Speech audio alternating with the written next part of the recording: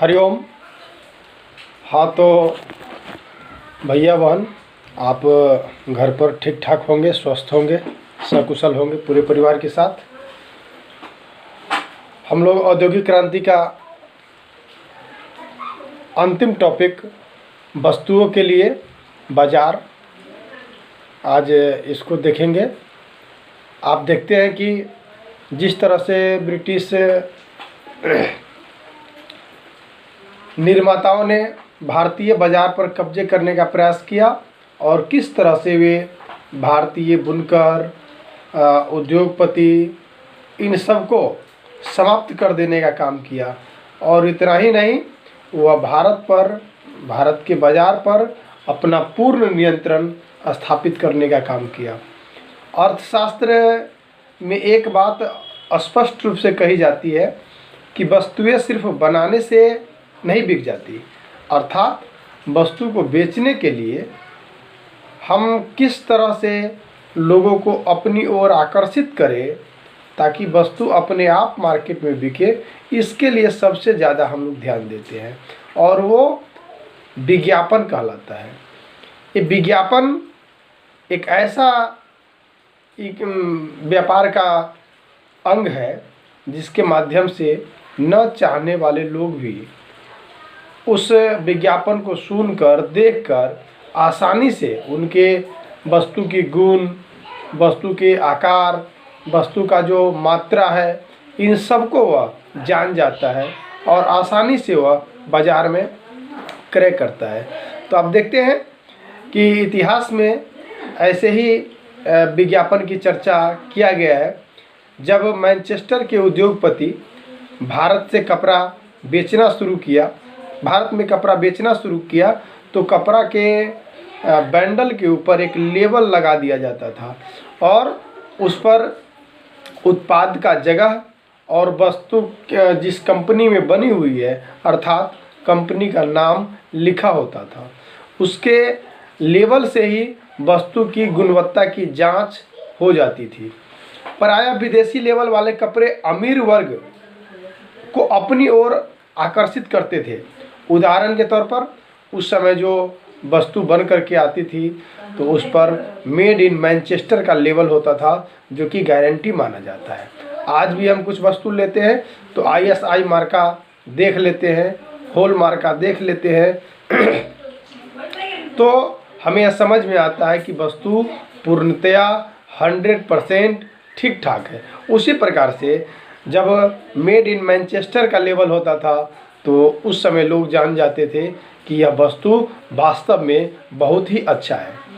Label पर सिर्फ शब्द और अक्षर नहीं होते थे, उन पर तस्वीर भी बनी होती थी और यह तस्वीर अक्सर लोगों को अपनी तरफ लुभाने का प्रयास करते थे, आकर्षित करने का प्रयास करते थे और लोग उसके हिसाब से उस वस्तु का क्रय कर लेते थे। अपने उसको कहने का तात्पर्य, उसको क्रय करने का अंदाज़ा वो लगा लेते थे।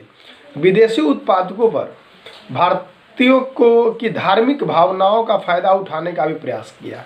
अर्थात भारतीय जो है देवी देवताओं में धार्मिक प्रवृत्ति, धार्मिक सोच के होते हैं, जिसके कारण ये धार्मिक अपने भारत माता या संत या भगवान कृष्ण, राम, इन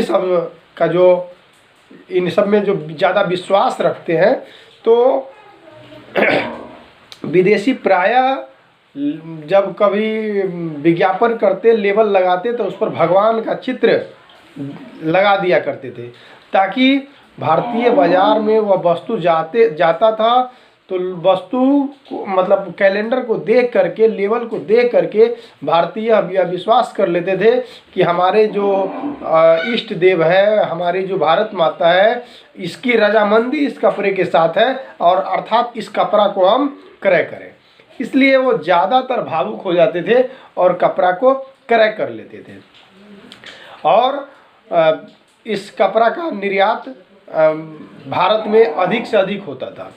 आप देखते हैं कि 19वीं सदी के आखिर में निर्माताओं ने कैलेंडर की छपाई करना शुरू कर दिया, कैलेंडर बेचने शुरू कर दिए, क्योंकि अखबार पत्र पत्रिका तो आसानी से लोग पढ़ लेते हैं और कहीं फेंक देते हैं, रद्दी की टोकरी में फेंक देते हैं, दूसरा उपयोग कर लेते हैं। लेकिन जब कोई कैलेंडर होता है तो कैलेंडर में किसी दुकान का नाम, जगह, तो हम उसको सालों भर देखते हैं और उस दुकान के बारे में सोचते हैं कि कौन सी दुकान है या कहाँ है, उसके बारे में हमारा अंदाज़ा लगता रहता है। तो विज्ञापन, इस विज्ञापन को हम हर रोज़ देखते हैं, अपने दिनचर्या में देख लेते हैं और उसी में हॉलीडेज, उसी में 12 महीने का वो सारा महीना, तिथि, जयंती, छुट्टी, ये सभी उसमें दिए होते हैं, जिसके कारण यह विज्ञापन का कार्य करता है। अब देखते हैं स्वतंत्रता आंदोलन के समय तथा आंदोलन के बाद भी भारतीय उत्पादों पर राष्ट्रीयता को दर्शाने वाले लेबल का प्रयोग होता था और इन लेबल का माध्यम भारतीयों की राष्ट्रीयता तथा राष्ट्रीयता की भावना को जोड़ने का प्रयास किया जाता था। ये विज्ञापन स्वतंत्रता आंदोलन के समय यह राष्ट्रवाद का प्रचारक हो गया। भारत में विदेशी तथा देसी उत्पाद को बेचने के लिए हमारे विदेशी लेबल या देवी देवताओं की तस्वीर का प्रयोग नहीं होता था, अपितु हमारे भारतीय देवी देवता, देवी, राजा, नवाब, सम्राट, इन व्यक्तियों के तस्वीर का भी सहारा लिया जाता था और उसके माध्यम से यह संदेश जाता था कि यह कपड़ा वास्तव में भारतीय है, 100% ठीक ठाक है और राजा की रजामंदी भी है, यही कपड़ा खरीद करनी है। इस प्रकार से लोग वस्तु को बेचने का प्रयास इस विज्ञापन के माध्यम से करने का काम करते थे। बहुत बहुत धन्यवाद भैयावान। आप इस चैप्टर का जो कुछ प्रश्न उत्तर है उसको बनाने का प्रयास करेंगे। जहाँ कहीं भी परेशानी हो फिर आप हमें कॉल से या फिर वीडियो कॉल या फिर इस ग्रुप में भी आप संपर्क कर सकते हैं। धन्यवाद।